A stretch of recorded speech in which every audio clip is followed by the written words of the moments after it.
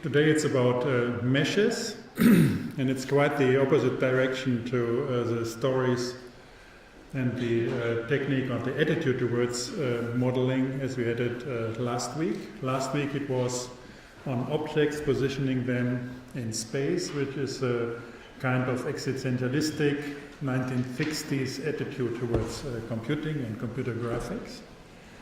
And today we are with the 1980s. So we go for there's a nice German word for it, it's the Weltinnenraum. So it's a kind of internal space of an object, including all the world. So it's a kind of internal world reflection. So it's a self of the objects. And this is a reason, or it's a production, or it's the origin of objects we are interested in. So whereas the sculptural part last week is on the objects, on the shapes, now it's the internal analysis of things. So it's a kind of psychoanalysis of objects. So in Blender, let's go there.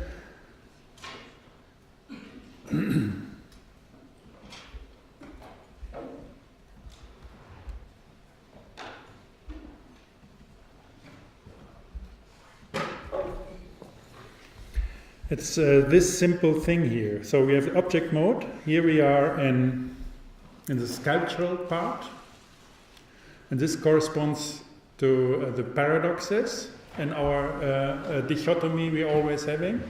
So it's with the paradoxes, it's with geometry. And if we then go for a certain object and we can go into this object, we go for the edit mode. And now we are in the painting part. And we are not struggling with the paradoxes, but with the infinitesimal. So it looks very so, and you can, that's very nice, you can switch between these two things, the black and the white thing, just with a tap. So, and I like that.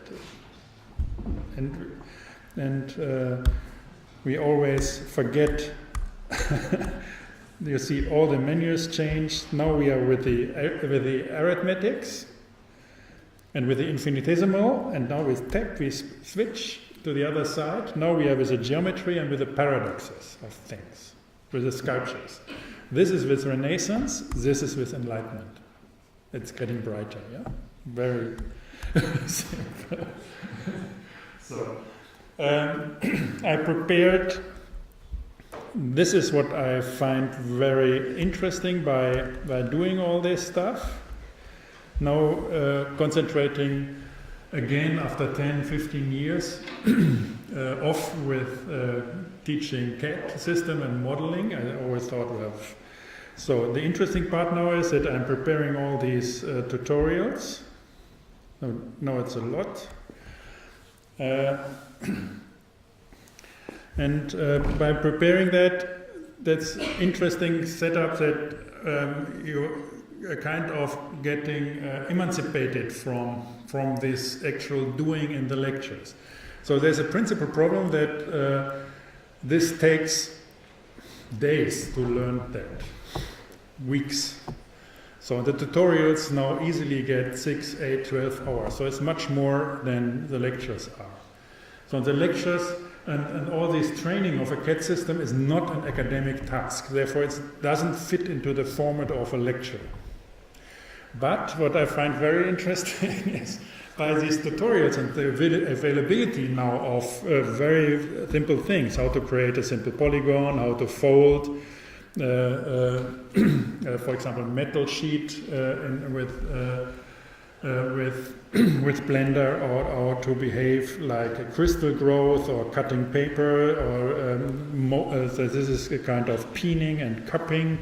So it's like pushing these metal, like these old-fashioned cars, and dengeln. So it's an imitation of the production of forms. So it's not the form itself, it's always a production of forms, which is what we know with this famous quote of Sullivan, form follows function. whereas function is the production of form. So the understanding of Sullivan is that that's a reason or the production or the derivation or the unfolding of the final result. So this is the key, and then you get a certain form by that. All this needs to be thought in the meshes. So it's a kind of analysis or a view of the meshes. So therefore, I think it's not a technical. So it's not a kind of craftsmanship that, as it is described, that you simply say it's a rotation, it's a transformation, it's a snapping, and so on. These are the technical terms of CAD systems. What you always need is, if you make a thing, this microphone, this crazy object here, or the stool there, this form, you have to think in a certain production. So you have to make a clear way how to do it and think that in a very clear line, and by that you get good models. So it's not about the lines and so on, it's about creating or simulating a factory how to do that. So we can, for example, do that with the folding of a sheet. So go here for Blender and delete that.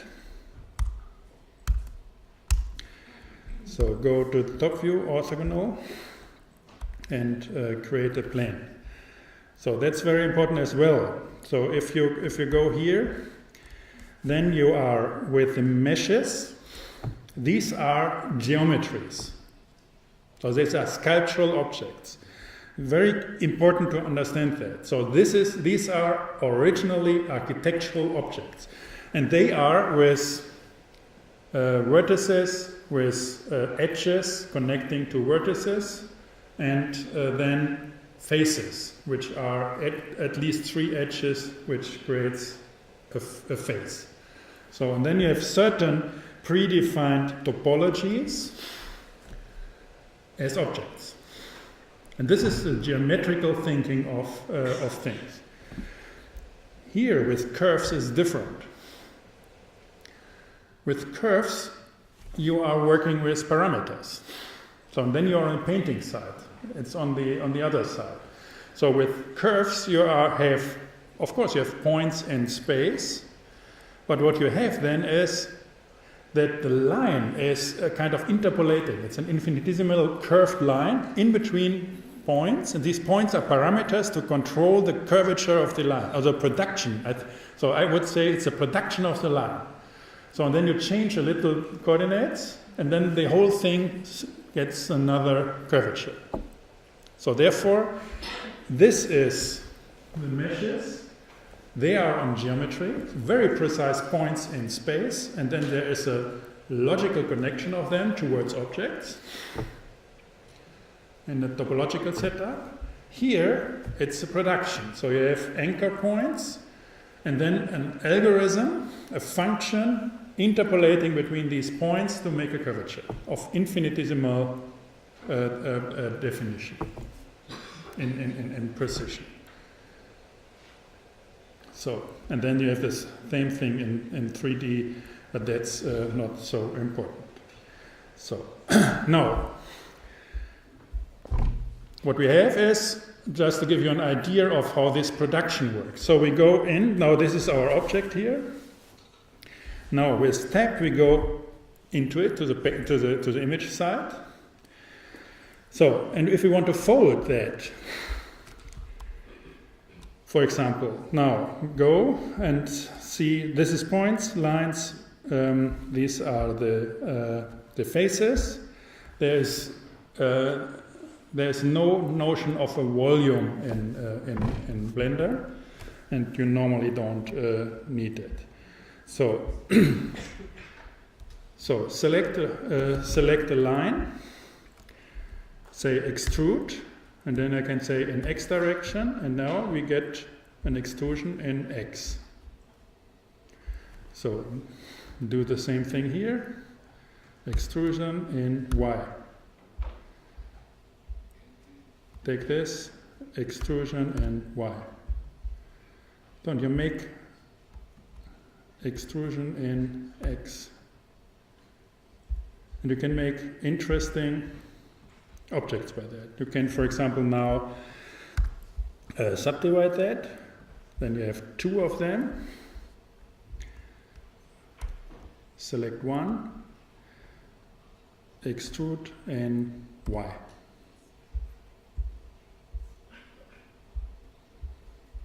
So,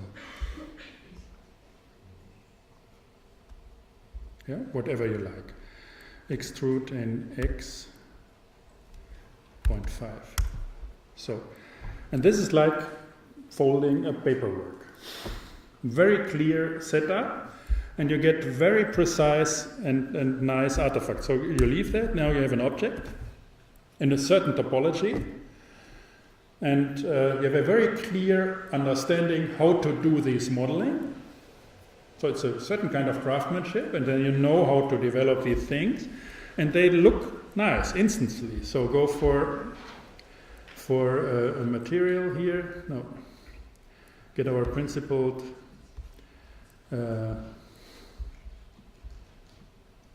go for red. Look at rendered. Go for light.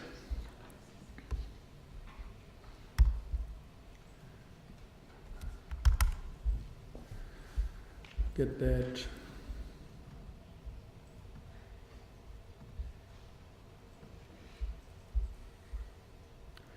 Something like that. The sun a little more diffuse, as I showed you in these bright. And you see, these are nice objects. Yeah, there's a tutorial for that, how to do that in perspective. This screen is a little fuzzy here. It's beautiful. So then it's very important that all these renderings, if you set it up like proposed and showed, then you have this color management. And you know, these screens, for example, have very few bits, therefore it's a little ugly on the screen. So, and on this screen it's about 8 bits per color, so you're red, green and blue, and they have 258 values each, not more. By that you get a few million different colors. So, and then these 2 million have to cover from white to black and the deepest shadows and the brightest light. So you have to cover that and then keep all the chromaticity inside and so on with a few million. That's good for the screen. So, but you have to be very opportunistic with your stream.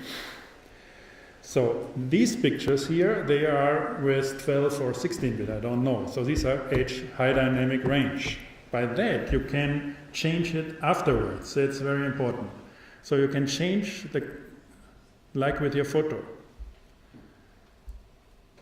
And what is very important, that you can have a curve and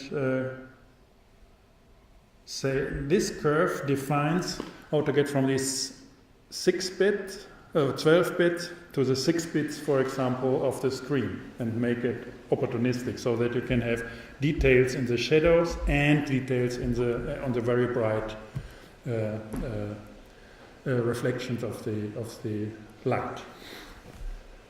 So you can work with it afterwards. That's very important, and that's new to these systems. Okay, so I prepared multiple of these stories.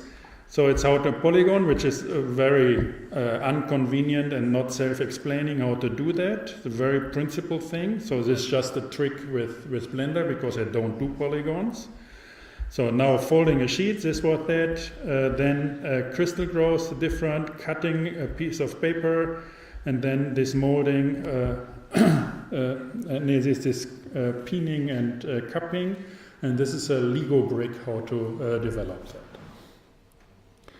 So you have to learn that because this will be part of your exam.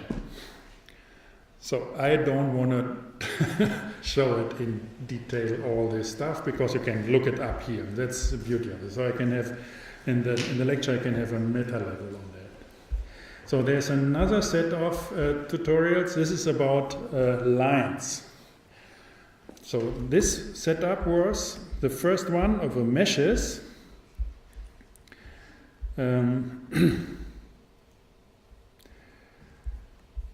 Was if I go here, the meshes are here on geometry. So go in and use geometrical methods to build up systems of points, edges, and faces. So curves are these functional things. So I can show you how they work, that you get a principal idea, because this is another setup of machinery to create forms.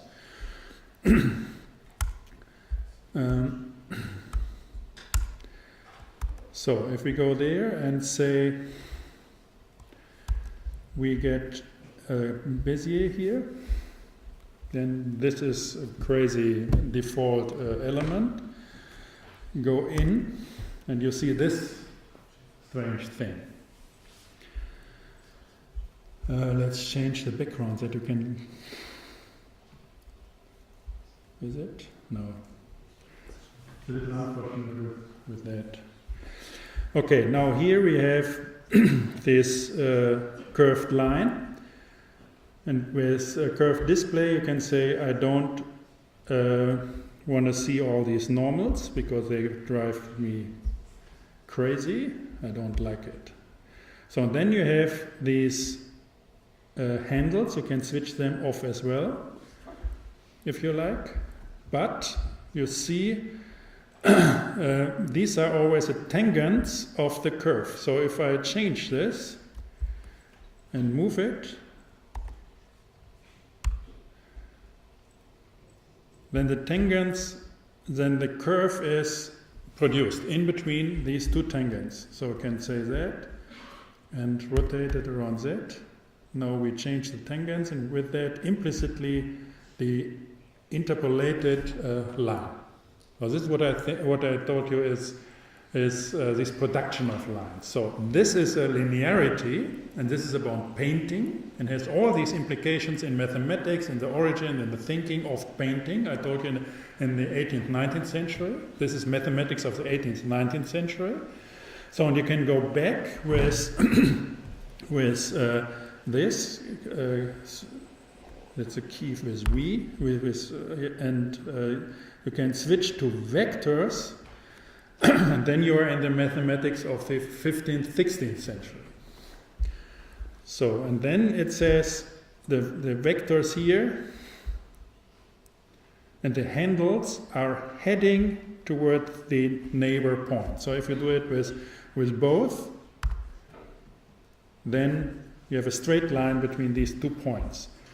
And now if you, for example, keep that, make an E, then you can make polygons. If you look at the handles, you see that these handles always are in direction to the other point, and the production of this linearity is super simple because it's just producing a line. But I can get one of these handles and move this handle, then it's switching to another color. Now it's free, it's not any longer a vector, and now the line gets curved. So it's always this dichotomy between arithmetics and geometry, between line and linearity, between 16th century and 18th century thinking. Yeah? So the second part of the tutorials are about these lines. So how to do that, lines and linearities, about the talk around. Then there's here Norbert Kricke.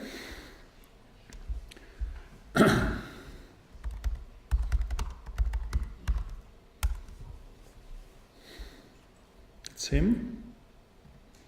I really liked him. So this is this kind of of art, and simulating that here. So you simply make a line, and then you have a certain profile along this line in space. So, and here you see this is a geometrical line, and then you have this arithmetical line.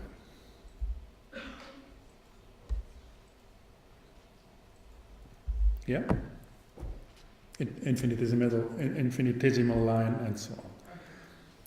So that's one tutorial, how to do that and render that into a park or whatever you like. Then there's another tutorial on on a Renaissance mold, to put a nice mold of Renaissance, make that, and put it along the edge of a ceiling and so on, and make a nice rendering of that.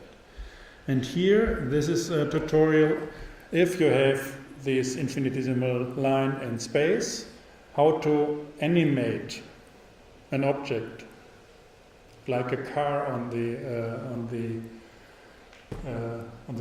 kermis, auf der Messe, driving along these lines. So this is an animation. Look it up if you're interested in that. And the camera is following this object in his perspective. So very simple to set up if you got that, and looks impressive. That's the next tutorial. So on today. So I want to make a few principal remarks like last week, and then go to an extensive example in creating a mesh. And we will have it's in Zeus, James Turrell, and we will model this object in Graubünden. The inside is like this, and James Turrell always have open sky, and by that empty rooms, and by that very interesting light sculptures. So we will simulate that in a simple model and do this kind of rendering in an HDR sky to see how this works. This will be the example of today in our lecture. So, now, last week we had it. Now it's a profile of the 1918th thinking. So what people say, computer graphics, it's a little ugly, because if you look at that, for example, 1982, 84, when these things we are referring to technological-wise, they came up in the 1980s. So, and if you look it up, how this works, for example, this is an advertisement of Atari. Look at that.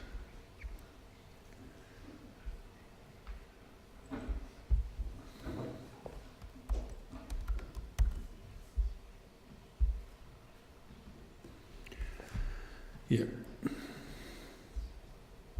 Look at him.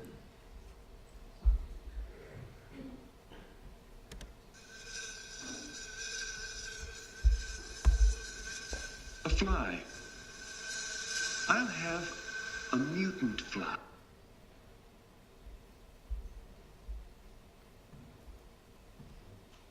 Ion zone.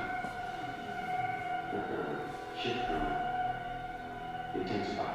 Remember Ian Sutherland from 1960s with the first CAD system, and this 20 years later.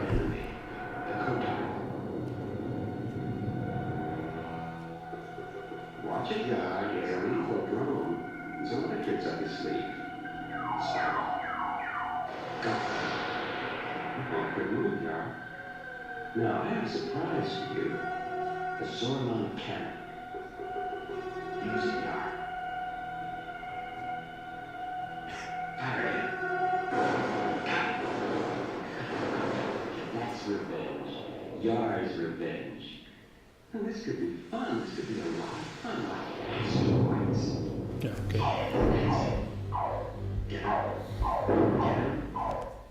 And it's absolutely strange. So I was 25 in your age at that time, and I was super surprised. And now seeing that, I'm saying, what was this? And it's so. But on the other hand, architects of that time, like Rem Koolhaas, he wrote the important books in 79, and we will see citations of that. So Delirious in New York is 79. So it's from that time. So I think it's complicated. You should not say that's of a different kind of thinking. So this is what I want always to tell you. So masterpieces of a certain time are of the same kind of thinking. And they have not the reason like with with Charles Jenks, for example. This is this kind of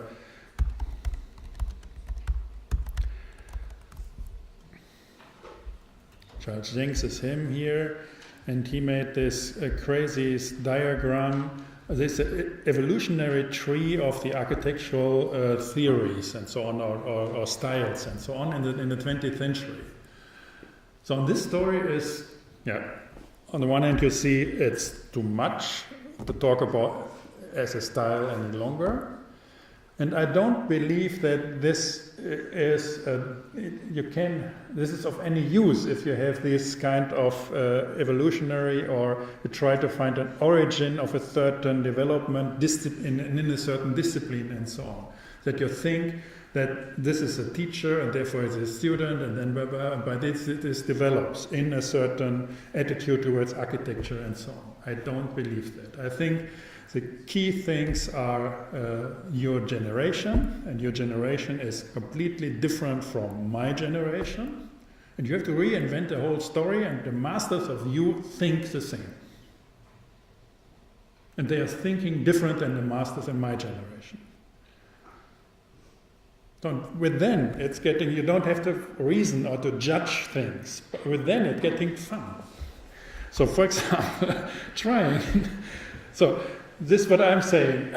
This is, in difference to this crazy clinical instrumental setup of Ian Sutherland with his first CAD system. So where it is nice. Sure.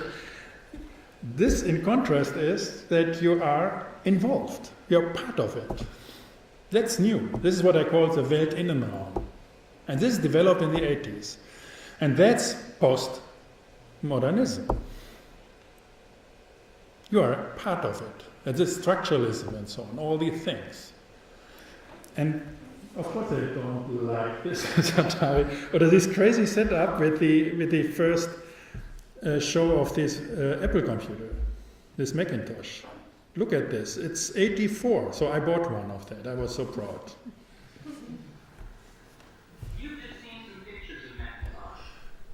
Look how it is presented. And it's a Weltinnenraum which is presented.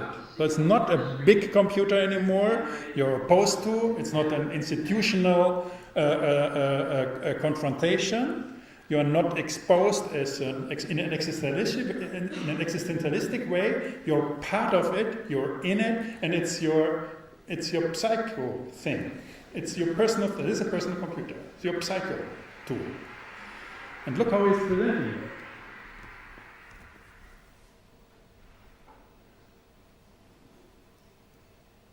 He's touching it like this.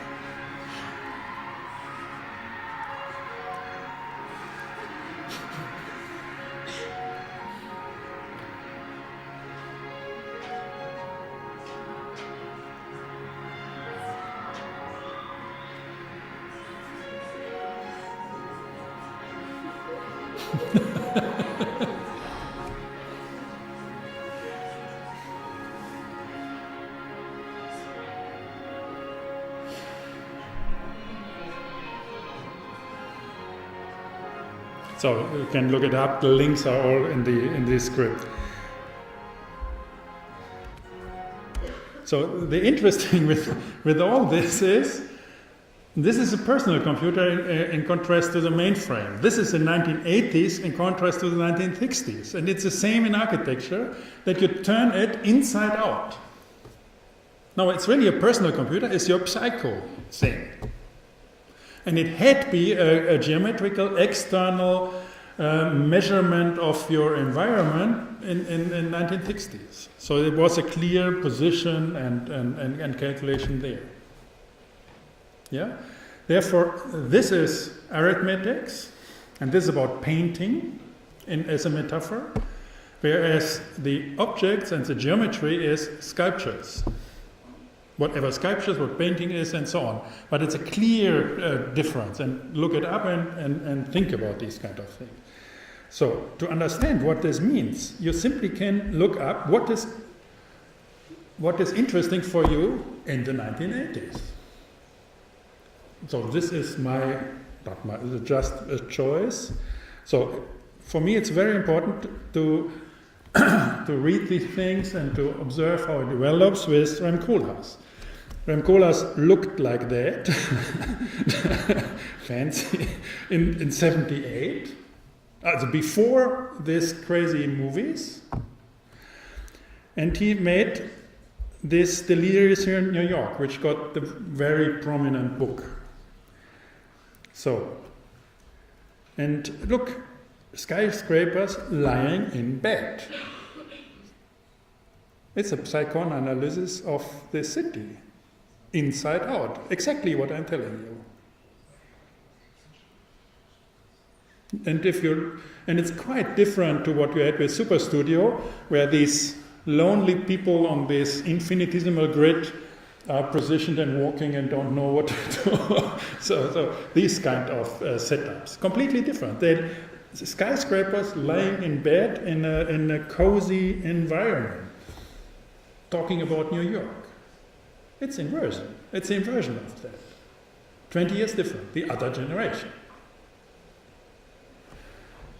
So, and the text is the same, yeah? Manhattan, and you see, this is a kind of, just starts like this, a book, and it's a manifest or a non-manifest on this, and here you're looking for language, on structures, on the internal setup, and so on, and then say, Manhattan is a 20th century Rosetta Stone, which is a hieroglyph stone from the Egypts.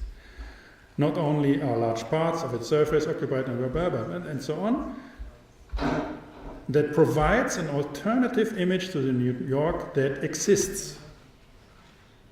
So that's very interesting. So you have the existence of New York, and then you get an alternative image. And this is what I tell you, it's the painting. It's not the existence. It's what... These are, if you have that, you find it everywhere. So, or here, Frank Gehry, in his house.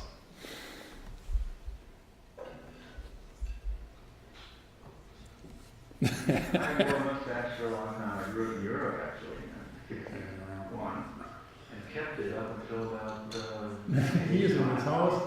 This is super famous with his house and some sausages, talking about his mustache, having all his crazy things, this postmodern pioneer house and constructions around.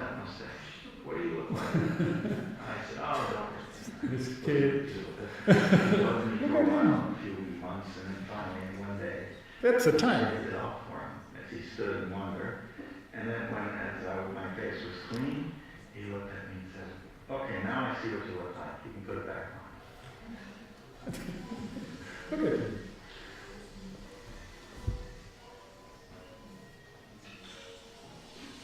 And look at statements of Mies van der Rohe from 1960, and the movies there. fine. Inside out. And we started to where we stopped it. Okay, look at this. And there are thousands of them. So it's just a fast collection. Philosophy. So this is a reference I always give you. This is Deleuze from that time. No, it is later, but it's not Sartre anymore. And he's talking about dreams, not about existence.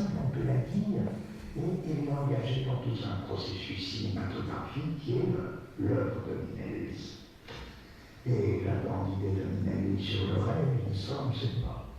C'est que le rêve concerne avant tout ceux qui ne rêvent pas. It's on films, on dreams. Ceux qui rêvent concerne ceux qui ne rêvent pas. Colas is on films, on journalism. Ça les concerne parce que dès qu'il y a un rêve de l'autre, il y a danger. À savoir que le rêve des gens est toujours un rêve dévorant qui risque de nous engloutir. Et que les autres rêves, c'est très dangereux. Et que le rêve est une terrible volonté de puissance. Et que chacun de nous est plus ou moins victime du rêve des autres. Même quand c'est la plus gracieuse jeune fille, même quand c'est la plus gracieuse jeune fille, c'est une terrible dévorante, pas par son âme, mais par ses rêves. French is so nice.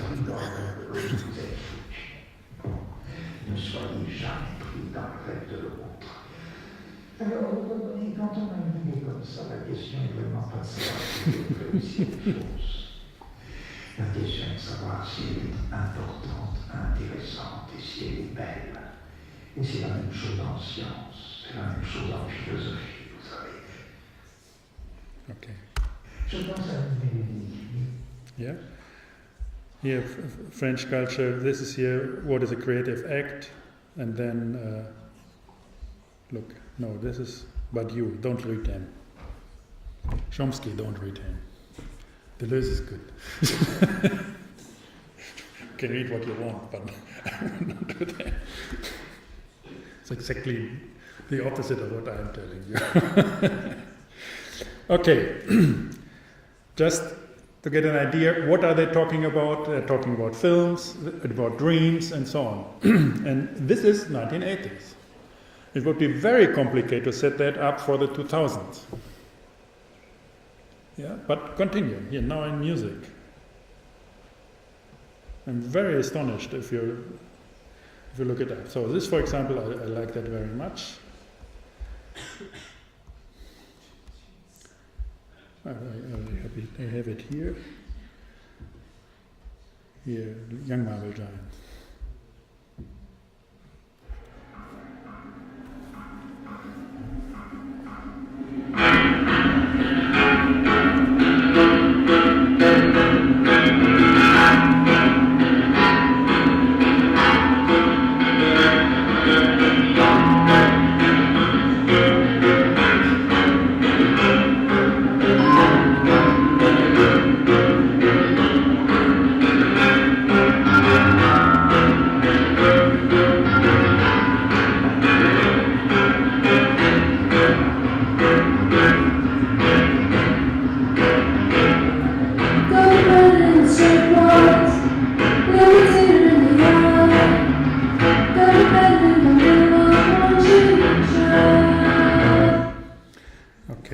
So again, it's an Innenraum.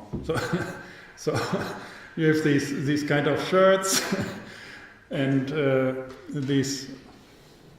Then you start with the house and with the techno music and so on. And this kind of comfort zone in this.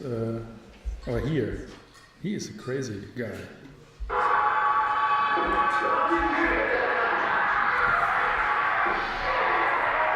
It's a contest. Ladies and gentlemen, the Young Student Salute together. Please welcome from New York City, Cheese!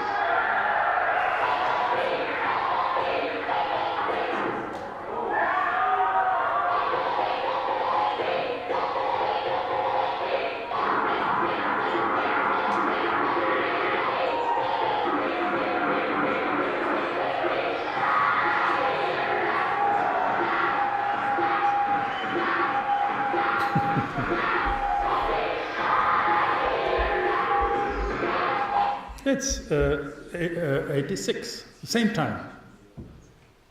And now, for me, it's then, yeah, it has to be of the same body of thinking.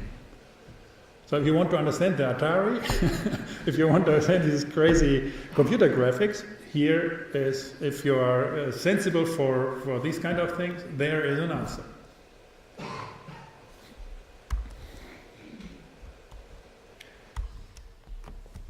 Here, Purple Rain with Prince, huh? In this perfection.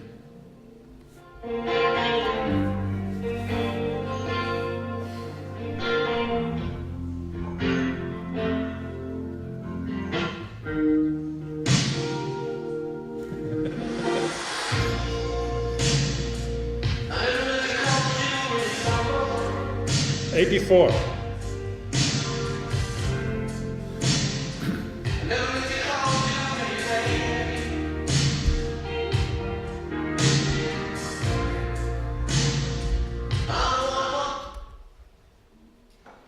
Madonna, same, yeah, she started in that time. Now art. This is Peter Richter, that's always I'm using that. Baselitz or Jeff Koons is from that time. Now cinema. David Lynch, Wild at Heart.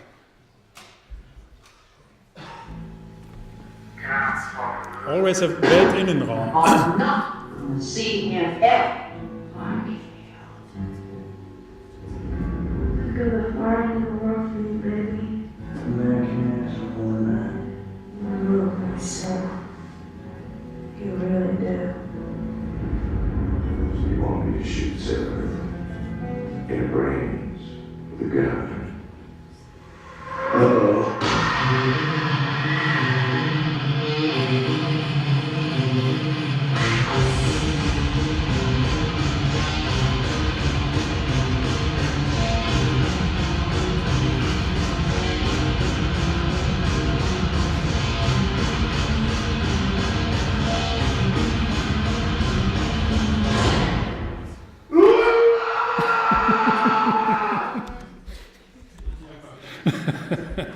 Or here, Reservoir Dogs, incredible.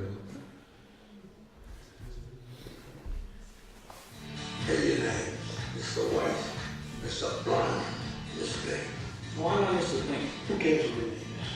Yeah, that's a good thing to say. You're Mr. White. You have a cool sounding name. Let's go away.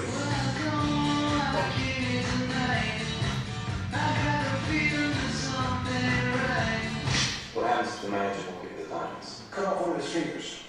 The little one. If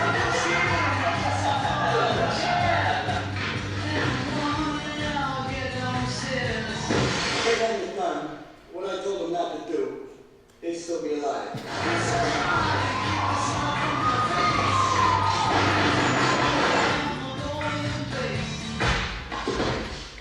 You're acting like a person, you fucking thief. I'm acting like a professional.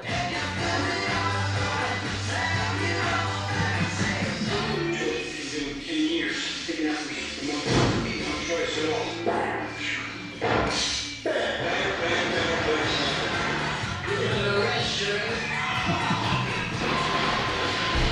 Army cocktail. Okay, or here Tron. Then we are with computers again. The computer, an extension of the human intellect. The MCOM 511, center of the most calculating intelligence on Earth, programmed by master control to survive by all means. Soon, the ultimate tool will become the ultimate enemy.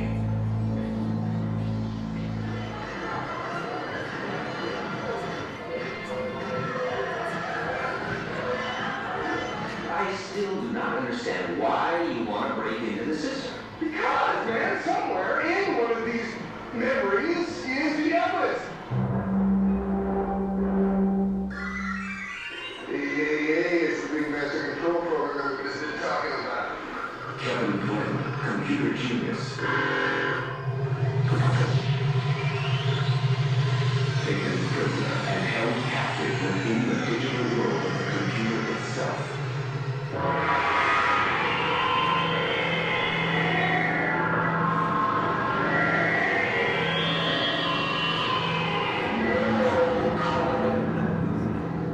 Trapped inside an electronic arena where love and escape do not compute.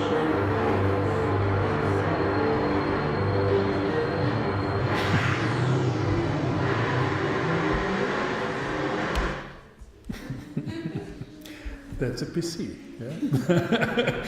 Very simple, a personal computer. So this is a Weltinnenraum of these objects. So now, if for example, this is what I'm thinking around. So you have these 1960s references, then you have these 1980s. So and we are about the 2000 something, or leaving that now. So what is the story of this generation? The 2000 with the mobile phones and so on.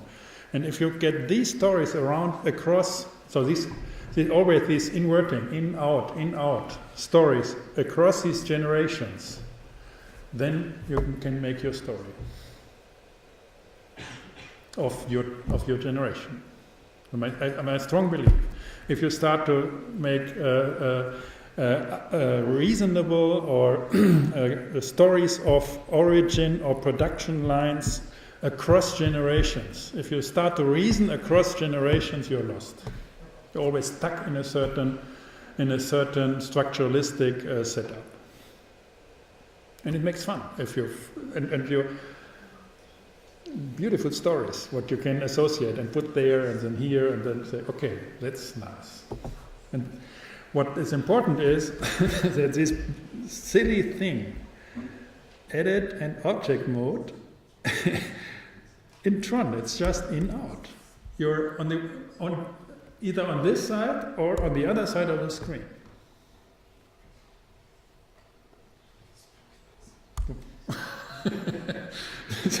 Or the same, if you start with, and you decide as a designer, yeah? So if you start with a mesh, you're on this side. If you go with a curve, you're on the other side of the screen. There's no way around. It's another conceptual setup. And the problem of today with these tools is that they streamline all this stuff, and by that you'll keep everything somehow is possible. What you can do, anything goes. Nothing doesn't matter. You can tell any story and so on, and it's getting crazy noise of nonsense. What we have. So keep that precision in things, and understand that these super simple tools are enemies of, because they are athletic. So they are super performative in doing things simple. So they are, on the one hand, challenges and tools for your intellect, on the other hand, your enemy, because it's so simple just to ignore any thought. So let's make a break, and then we go into an extended example. So we meet at 3:45 again in 9 minutes.